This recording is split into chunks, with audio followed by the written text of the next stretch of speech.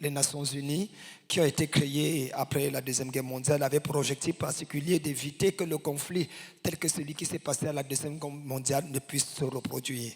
Les Nations Unies, les vainqueurs, ce qu'on appelle les alliés, qui sont les véritables vainqueurs de la Deuxième Guerre mondiale, ont mis sur pied un système, un organisme ou une organisation qui devait permettre à ce que nous ne puissions plus vivre le chaos que nous avons vécu dans les années 1945 avec la guerre avec Hitler.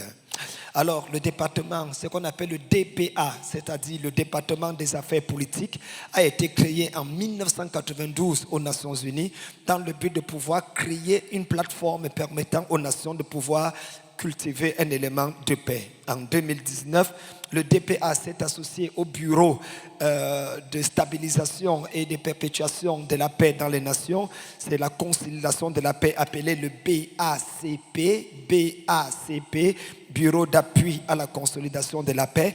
Les deux se sont joints pour former ce qu'on appelle le DPPA. Le DPPA a donc été créé en 2019, appelé le Département des affaires politiques et de la consolidation de la paix. Pour assurer le succès des activités de médiation, donc, ce département avait pour but de résoudre les problèmes de conflit, comme ce qui se passe en ce moment entre la Russie et l'Ukraine, dû bien sûr à un désaccord qui s'est produit lorsque le monde a été séparé après la Deuxième Guerre mondiale avec les États de l'Est et ceux de l'Ouest de l'Occident.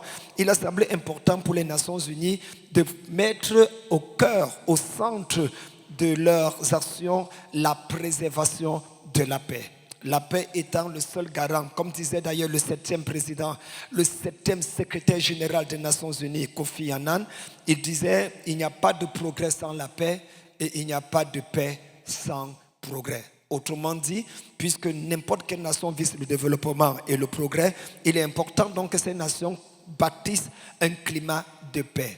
Une paix sociale, une paix culturelle, une paix individuelle, une paix familiale, une paix étatique. C'est dans cette optique donc qu'il était important pour ce département d'apporter son soutien au Conseil consultatif de haut niveau sur les médiations qui a été créé, il faut le dire, en 2017 par Antonio Guterres. Les 18 membres du Conseil, c'est-à-dire les dirigeants actuels et ceux qui les ont précédés, ont mis la paix comme étant l'un des principes fondamentaux de la Charte des Nations Unies. Il est important donc, mesdames, mesdemoiselles, messieurs, de comprendre que nous allons passer 2 semaines ensemble ici, non pas seulement pour étudier le principe des Nations Unies, mais également pour remettre ce qui constituait le centre, le cœur même de notre Seigneur Jésus-Christ.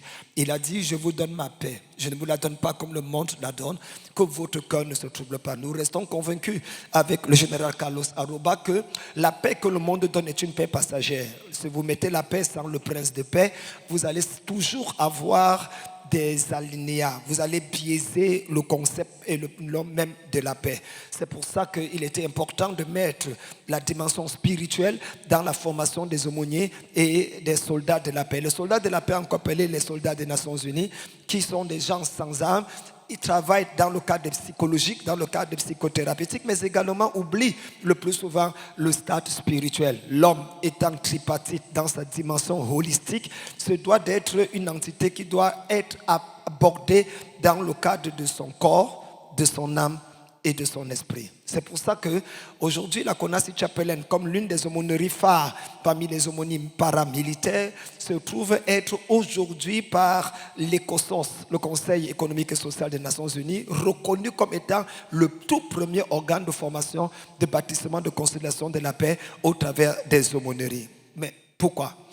Pourquoi sommes-nous donc ici? Certains d'entre vous, vous êtes des bishops, des chasseurs de démons, des délivreurs, des parleurs en langue. Certains d'entre vous ont bâti des églises extraordinaires. Pourquoi venir s'asseoir pendant 2 semaines, abandonner son église? Avec toute l'expérience que j'ai, pourquoi venir ici et pouvoir me faire former en tant qu'aumônier? Au-delà des avantages sur le plan social et professionnel, il y a également une dimension de leadership que nous devons apprendre.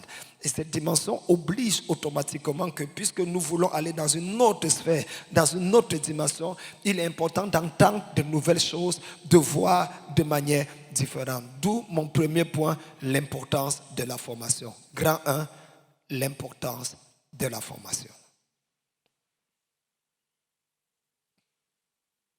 L'importance de la formation. Pour la plupart de nous, puisque nous sommes des hommes de Dieu, il est clair que lorsque Dieu créa le monde entier, il parla. Lorsqu'il créa les poissons, il parla. Lorsqu'il créa les arbres, il parla. Mais lorsque Dieu voulait créer l'homme, il ne parla pas seulement. Dieu utilisa sa bouche et il utilisa ses mains. L'homme fut créé à l'image et à la ressemblance de Dieu. Dieu dit, faisons l'homme à notre image, selon notre ressemblance. Donc il y a un processus de formation qui était bâti, qui est établi. Pour les autres, il a parlé. Pour l'homme, il n'a pas seulement parlé, mais il a fabriqué, il a formé l'homme à son image. La formation donc se retrouve être un élément capital et important. Le premier Adam a vu le jour et sa formation a été en 24 heures et puis il a échoué. Le deuxième Adam a dû prendre 33 ans avant de pouvoir obéir au sacrifice. C'est que le premier Adam a perdu au jardin d'Éden, le deuxième Adam a retrouvé au jardin de Gethsémane. La question de la volonté de Dieu. Faire ma volonté ou faire sa volonté, le premier Adam échoua. Faire ma volonté ou faire sa volonté, le deuxième et le dernier Adam réussit, Jésus, non pas ma volonté Seigneur, mais que ta volonté. S'il était possible, éloigne de moi cette coupe, non pas ma volonté, mais ta volonté. Donc il y a un processus de formation qui bâtisse toujours un certain nombre de choses. L'onction sans la formation, en réalité, ne nous apporte nulle part. On devient homme par formation et non par création. On devient homme par formation et non par onction. Alors, il y a pratiquement un certain nombre d'avantages à se faire former. Numéro 1, la formation ressort ton potentiel et singularise ta destinée. Numéro 1, la formation ressort ton potentiel et singularise ta destinée. Peu importe le potentiel que tu as, si tu n'es pas formé, ce potentiel ne pourrait ne pas t'apporter à rien. Ce n'est pas ce que tu as en toi qui détermine qui tu es, mais c'est ce que tu ressors de ce que tu as en toi qui détermine qui tu es. Ce n'est pas ce que tu as en toi qui détermine qui tu es, mais c'est ce que tu ressors de ce qui est en toi qui détermine qui tu es. Le plus important, ce n'est pas la capacité de rêver, mais c'est la capacité d'interpréter les rêves.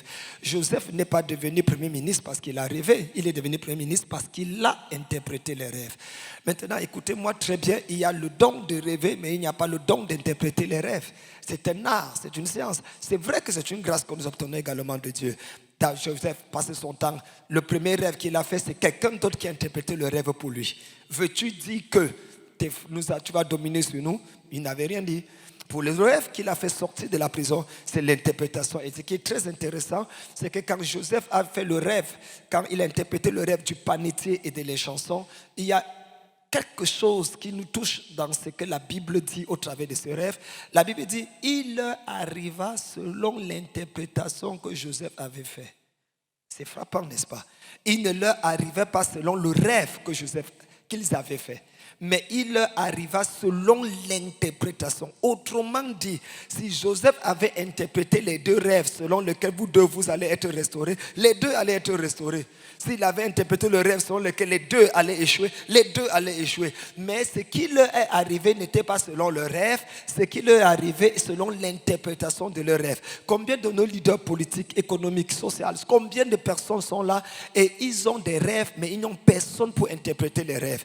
Au travers de cette formation, nous voulons donner la capacité à chacun d'entre nous, non seulement d'avoir des rêves, mais également d'interpréter les rêves des gens que nous rencontrons, afin de leur permettre de pouvoir entrer dans leur véritable destinée et de singulariser leur vie. La deuxième chose que nous devons comprendre au sujet de la formation, c'est que la formation aiguise ton don et te crée une place parmi les grands.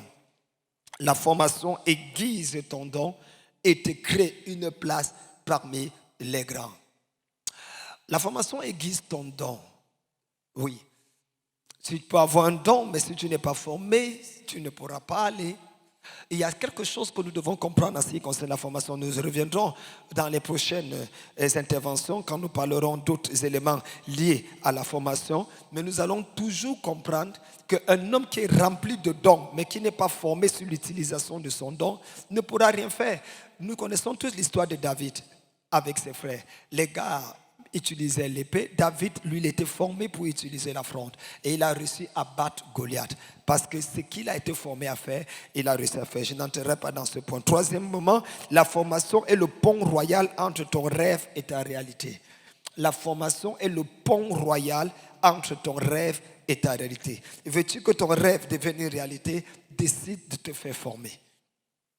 L'un des problèmes que nous avons avec les pasteurs évangéliques, y compris moi-même, c'est que nous nous sommes limités uniquement à lire la Bible. Vous savez, nous avons eu un problème sérieux.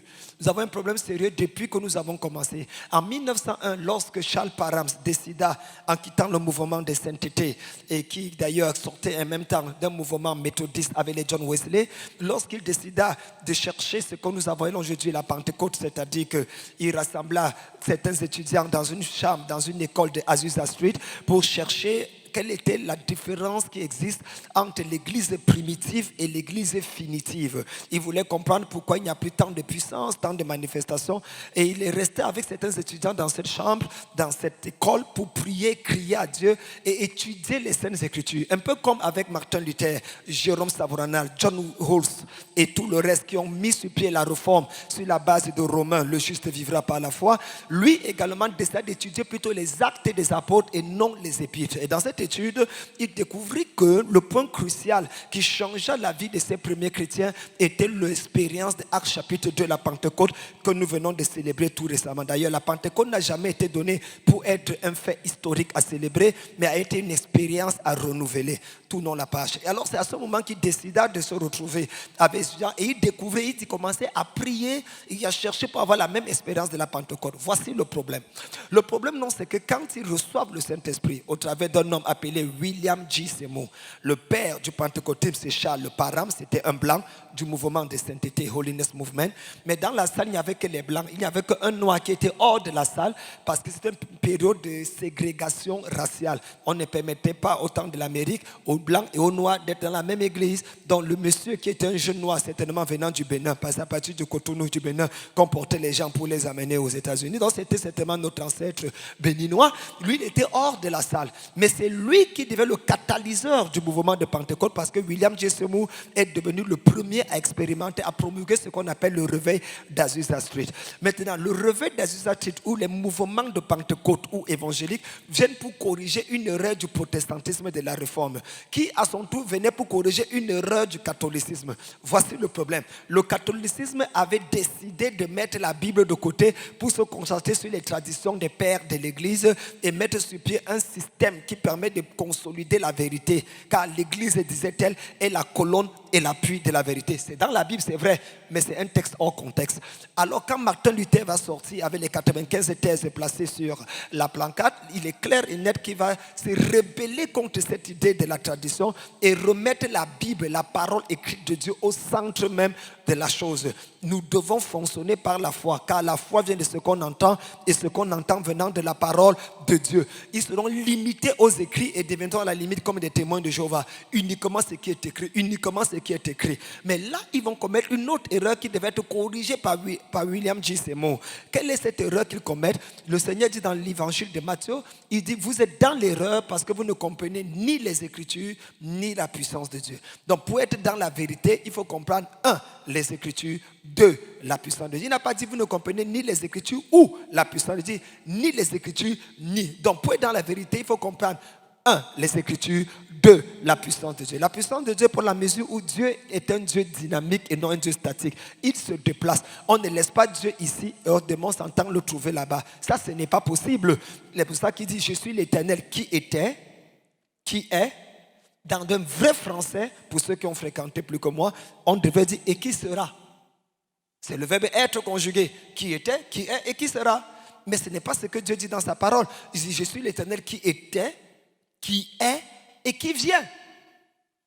Le troisième verbe est dynamique, il n'est pas statique. C'est que Dieu est en train de dire que tu peux me localiser dans le passé, tu peux me localiser dans le présent, mais tu ne sais pas là où je vais aller dans l'avenir. Donc je suis un Dieu dynamique, c'est pour ça qu'il faut marcher avec moi. Oh, c'est ça l'erreur du mouvement pentecôtiste. Ils ont balayé totalement le principe de la parole de Dieu pour l'onction. C'est l'onction qui fait la différence, c'est l'onction qui va faire Jésus, l'onction et tout le reste. Avec la base de l'onction, nous avons cultivé quelque chose de différent et nous avons mis de côté des structures qui pouvaient nous aider à pouvoir faire descendre le règne de Dieu sur la terre.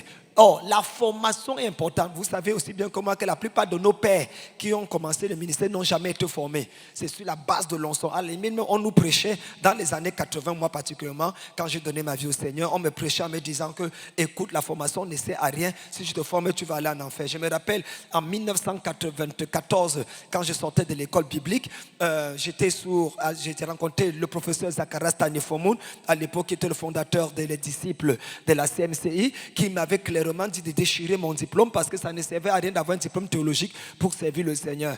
Je regrette d'avoir déchiré ça aujourd'hui, mais j'ai pris le temps de faire 3 autres doctorats, au moins pour acheter celui que j'avais déchiré. Comme pour dire qu'en fait, nous avons une mentalité à l'époque dans laquelle on n'a pas besoin de se faire former parce que le Saint-Esprit va faire. Or, la formation, comme je l'ai dit tantôt, est le pont royal entre ton rêve et la réalité. Il est démontré clairement que les pasteurs qui sont formés ont des églises plus stables que ceux qui ne sont pas formés. Comment on appelle ça? Ce sont des statistiques. 4e point, la formation donne la couleur à ton onction. Le quatrième avantage de la formation, ça donne de la couleur à ton onction. C'est-à-dire, ça colore ton onction. C'est parfois bizarre d'avoir toute l'onction du monde et que tu commences à parler en disant je la lui a dit que. Et puis tu fais tellement d'erreurs en français. Bon, c'est vrai, tu es loin. On attend seulement quand tu commences à dire je vois quelqu'un là-bas, ton numéro de téléphone c'est le 17 22 43 58. Je vois. Bon, ce n'est que ça va nous garder réveillés. Mais tout le temps où tu vas faire ton discours, on ne trouvera rien d'intelligent à ce que tu as dit. Pourtant, quand tu es formé, quand tu parles de quelque chose, alors ça permet aux gens de comprendre. Car les chrétiens que nous avons aujourd'hui ne sont pas les mêmes chrétiens qu'on avait dans les années 70 et 80. Les gars sont connectés sur Internet, ils étudient, ils voient, ils connaissent tout. Parfois, quand on commence un message, c'est eux qui finissent le message. 5e point, la formation corrige tes faiblesses et couvre tes manquements. La formation corrige tes faiblesses et couvre tes manquements.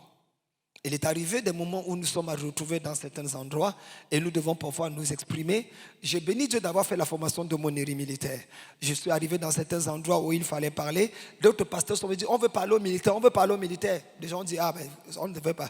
Moi je suis arrivé avec ma plaque, j'ai sorti ma plaque, j'ai dit, j'ai salué et dit que lequel est le plus. Je regarde et dit vous venez.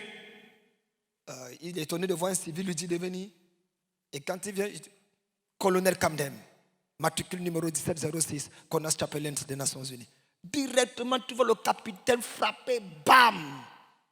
J'ai dit, rassembler les aimants, je vais parler. Affirmatif, mon colonel. Et je me mets à prêcher l'évangile simplement. Je lui ai dit, voici.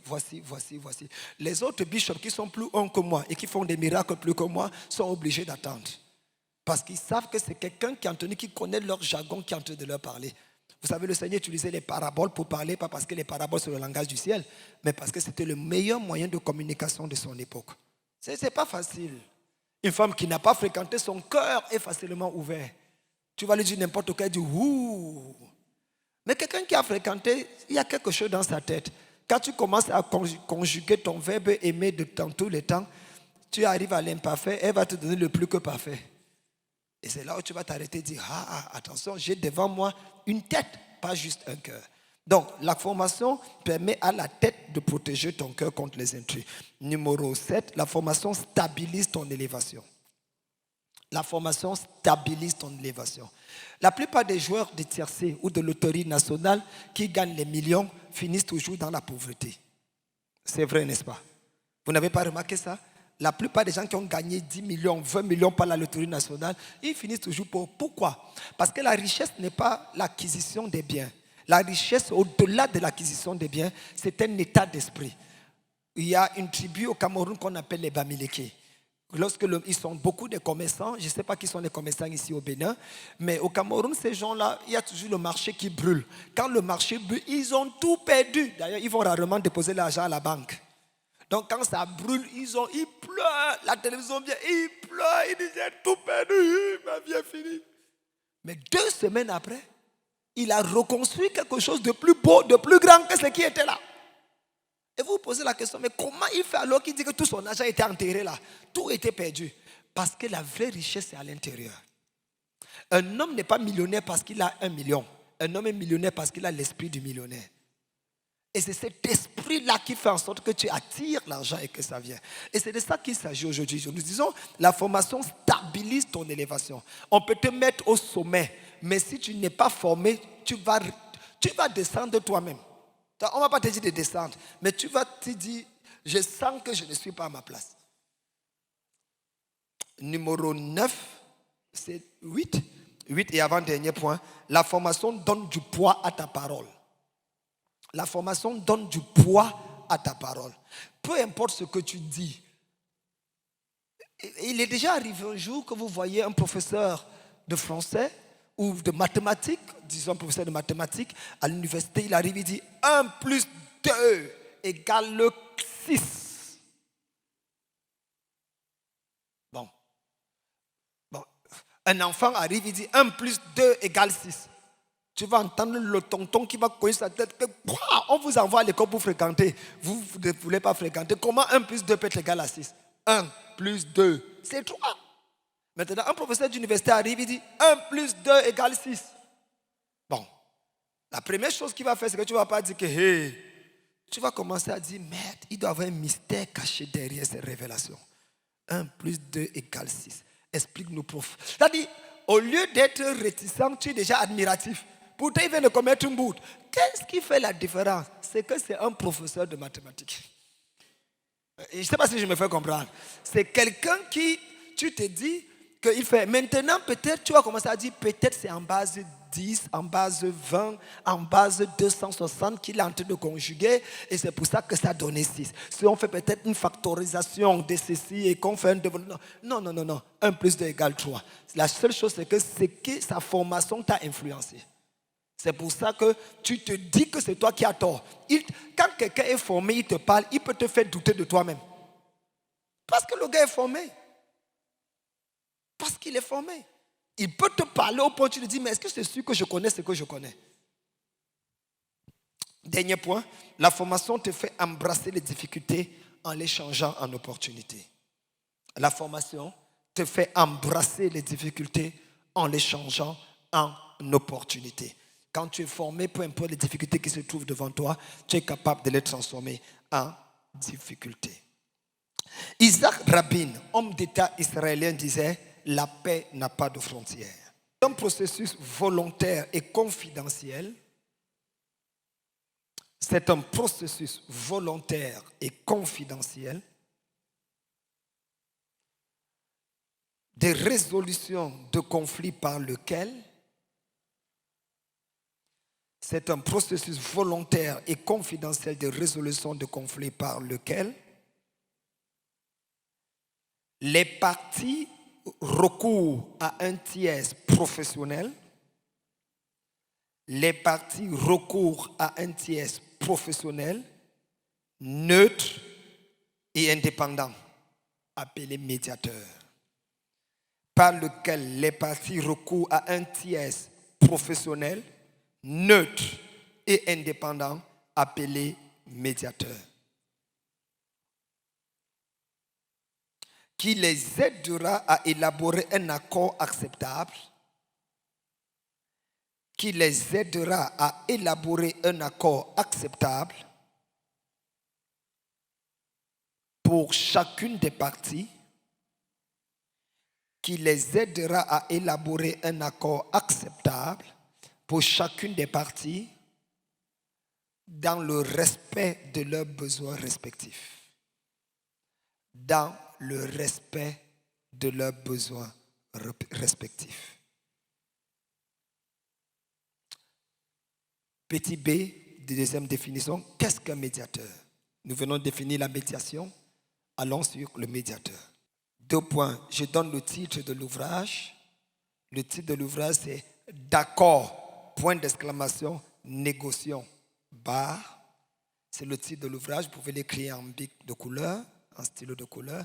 Dans son ouvrage, « D'accord, point d'exclamation, négocions, tiret, médiation au XXIe siècle », fin de citation, fin de l'ouvrage.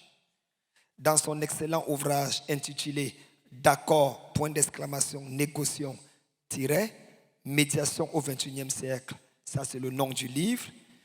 édité à la fin de 2016 et écrit par Maître Thierry Garbi. Thierry comme ça s'écrit Thierry mais avec Y à la fin. Garbi, Garby à la fin. Dans cet ouvrage écrit par Maître Thierry Garbi, grand avocat et médiateur parisien, c'est l'un des plus grands avocats et médiateurs parisiens. Il dit ceci, je cite maintenant. Voici ce qu'il dit dans son ouvrage. Un grand médiateur se caractérise à la fois. Un grand médiateur se caractérise à la fois par des qualités personnelles,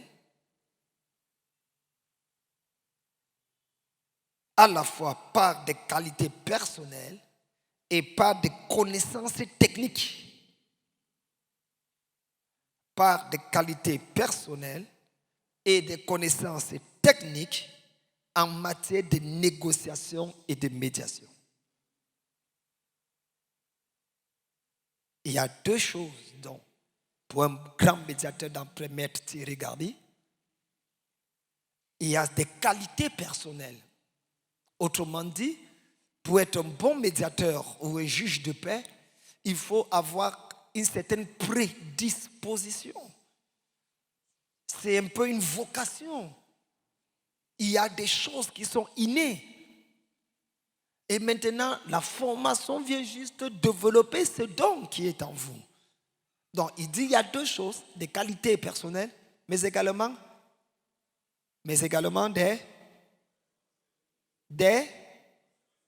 des connaissances techniques en matière de négociation. Et ce sont les connaissances techniques que nous verrons tout au long de cette semaine. D'après cet ouvrage, nous écrivons, les qualités personnelles qui caractérisent les grands médiateurs sont les suivantes. D'après cet ouvrage, les qualités qui caractérisent les grands médiateurs sont les suivants. 1. L'humilité. L'humilité. Il est pratiquement impossible. Et déjà, je voudrais célébrer chacun d'entre vous. Pour l'humilité, pour la plupart, je sais qu'il y a des généraux ici, je sais qu'il y a des officiers de l'armée, je sais qu'il y a également des hommes de Dieu, des bishops, des archbishops et même peut-être des cardinaux ici. Mais l'humilité consiste aussi à venir un moment s'asseoir et accepter que quelqu'un puisse te parler et que quelqu'un puisse t'enseigner. Et ça, c'est une des qualités de la médiation. Et puis, quand on parle de l'humilité, il s'agit essentiellement de ce qu'on appelle une attitude enseignable, un cœur enseignable. On ne vient pas s'asseoir pour voir et vérifier si ce qui est dit est bon. Si ce colonel-là, il connaît même ce qu'il dit ou pas. Si le français qu'il parle est correct, si le commandant Wakil est là, sa manière de faire le café là, attends, moi je suis quand même assez gradué. Non. Il s'agit de développer ce que le Seigneur Jésus, notre Maître, nous a appris, le cœur d'un enfant. Quand tu dis à un enfant, va voir si je suis dehors, tu viens me dire. L'enfant va seulement aller. Tonton, tu n'es pas dehors. Maintenant, dis à quelqu'un qui a fréquenté, ou mais qui est assez adulte, va voir si je suis dehors, tu viens me dire. Il dit, toi aussi. Toi, tu es là. Et tu me dis d'aller regarder dehors si tu es là. Il faut quand même penser que les gens sont intelligents sur la terre.